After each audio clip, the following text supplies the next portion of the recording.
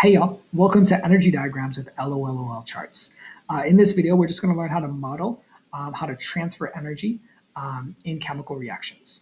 And if energy gets absorbed into our system, that's going to be an endothermic reaction, and then energy is going to be on the reactant side. Energy gets released, that's going to be energy on the product side. H, thermal energy, that's just how fast our molecules are moving. And for room temperature, we're going to use 2 bars to represent that as my voice cracks a little. And with those 2 bars, those are arbitrary numbers. We could use 3, we could use 1. But yeah, so your LOLOL chart might look a little bit different than someone else's. But this is just a qualitative look of just how visually energy is getting changed over. Another thing we want to keep track of is ECH, or ECH chemical energy. That's the energy that's stored in the bonds of elements and compounds, and that energy can be transferred during chemical reactions. And then Q is going to be our heat or energy that gets either absorbed into the system or released.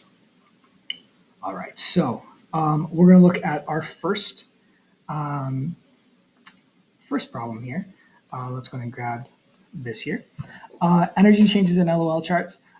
You mix baking soda and vinegar in a beaker, and you produce sodium acetate, a gas, and water. During this reaction, you notice a decrease in temperature. So since we have a decrease in temperature, that's going to let us know that we most likely have an endothermic reaction. In an endothermic reaction, energy gets placed on the reactant side. So energy gets placed right there. Our system, what we're looking at is we're looking at that beaker with baking soda and vinegar. So looking at that first O in the LOLOL is going to be our reactants. So you can either put the word reactants in there, or you can actually write out what the reactants are. I'm going to go ahead and write out the reactants for this one. NaHCO3, which is baking soda, and then HC2H3O2, which is vinegar, and that's not turning out well, which is also known as acetic acid. All right, so we have our reactants there. And let's go ahead and change colors here. We're going to start trying to fill this out. We'll start with orange. We can cross off the phase energy, or F, or EF, however you want to pronounce it. We're not going to be concerned with that in this reaction, or in these energy changes. Thermal energy. So thermal energy, we're going to start off in room temperature. So we're going to draw 2 bars to represent thermal energy. So our molecules are moving at room temp speed. And then chemical energy, we're going to pick some energy for that. It doesn't matter how many bars you choose to put out there. You could put 1 bar, you could put 3 bars. I'm going to put 2 bars. Endothermic reactions tend to have lower energy or lower starting chemical energy. When our baking soda and vinegar are reacting with each other, our molecules are colliding, thermal energy gets transferred over. So our thermal energy, as molecules are colliding, our molecules start to slow down, and this is why this is why we have a decrease in temperature. Our molecules are now moving slower. So we're going to lose some thermal energy, and that's going to be transferred over to our chemical energy. And this is what happens in endothermic reactions. I'm going to move over 1 energy bar from there to my chemical energy. So because our molecules are now slowing down, we experience that as cold, right? So we're absorbing, or we're just feeling coldness right now. And after a while, our molecules will stop slowing down because we know heat flow.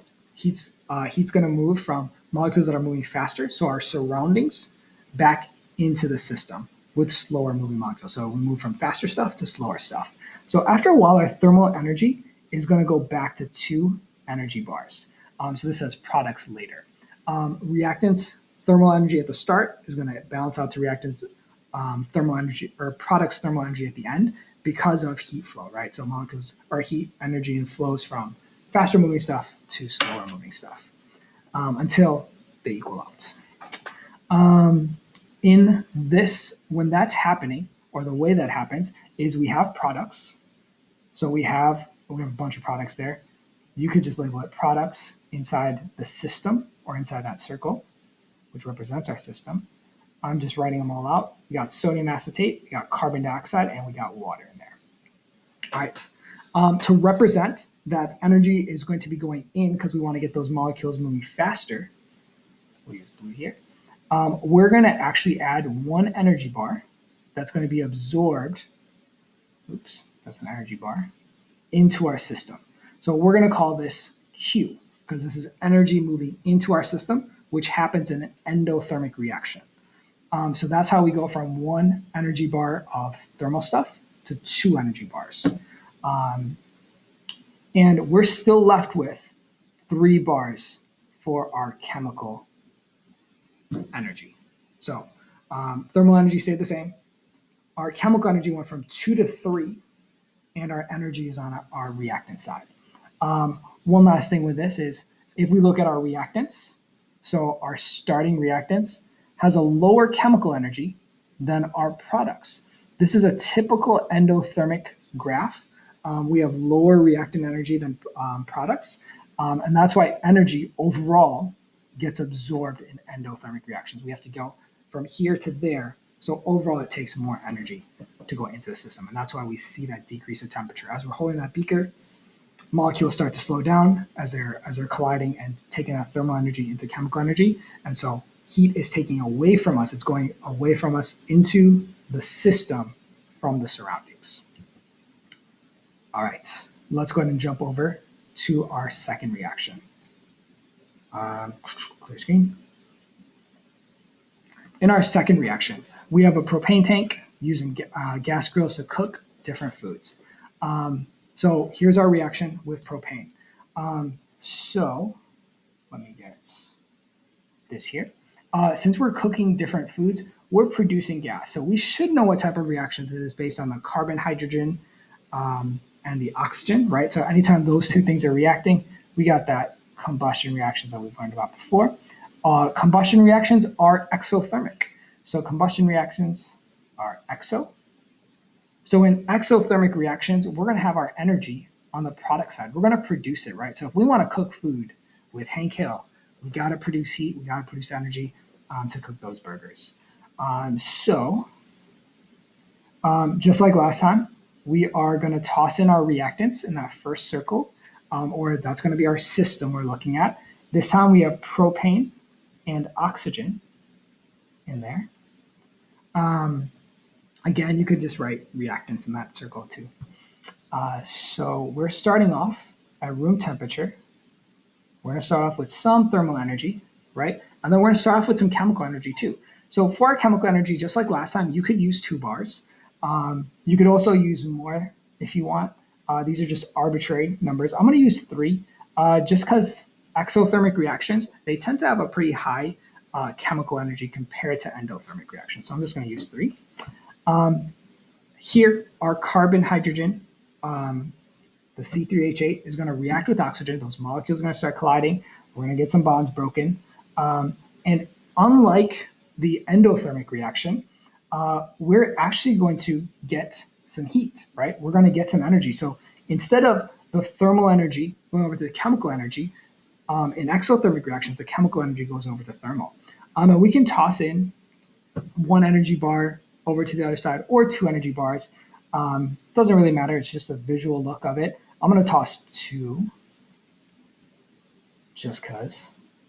So if I toss 2 energy bars over there, that means I'm going to have 2 chemical energy bars here. So my chemical energy has gone down, but my thermal energy, so how fast my molecules are moving, has gone up, right? As we're cooking stuff, as we're producing heat, molecules start to move faster.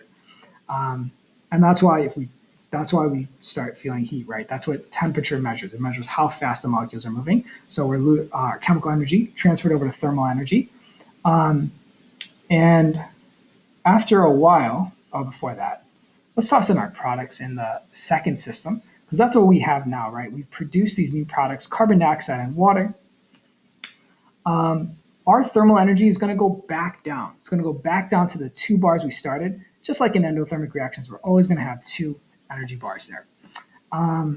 Again, the reason for it is we're going from hot stuff to a little cooler stuff, right? So the faster moving molecules are going to be bumping in to the slower moving molecules around it in the surroundings, and it's going to transfer over energy. So we're going to be losing, you may have guessed it, maybe not, I don't know. We're going to lose, I'm going to just put, well, we're going to lose 2 energy blocks to go from 4 to 2, right? So we're labeling that Q, we're losing energy out to the surroundings. This is how we experience the heat. I was about to say things are, no, all right, anyway, so we're going to lose heat. And as heat is being, as those molecules are colliding and the energy is being released to the surroundings, we experience that as feeling warm. So if you've ever been by a grill, yeah, it gets hot. Our chemical energy is still going to be those 2 bars. Oh, that's supposed to be 2. So that has not changed. And so in our exothermic reaction, we started off with more chemical energy than we did our products. So a typical exothermic reaction graph looks like this. Overall, we lose energy to go from our reactants to products. So here, our thermal energy again is staying the same, but it increases in between, and that thermal energy gets released, and that's what we experience as heat. And we could have used different box levels too, but as long as we're showing that Q is going out. All right, so there was our exothermic reaction. Let's go ahead and clear that up. Click mouse. All right, so I'm gonna move this here. I'm gonna make myself a little smaller here. All right, there are 2 problems I want you guys to try. Problem 1, if you don't get, I'm not too stressed about, but hopefully you get at least which way energy goes. Question number 2, for sure, I hope you guys get that right. So go ahead and pause the video and try those 2. Unpause. So hopefully you've tried those 2, and let's go and take a look. Question number 1, right? Energy is going to go into the system because taking a look here, it says when you heated, right? So we heated it, and then it decomposed. So we're overall like putting energy in there. And over here, it says reactants cold to reactants hot. The only way those reactants are going to get hot is if we toss in energy there. And so this one's a little bit different because the Q's over there. Watch the video and linked in below, not below, in the description to take a look at that. And then in the second reaction, for sure, hopefully you guys got energy got released. And that's because we saw what the test tube got hotter, right? So since the test tube got hotter, energy overall gets released. All right,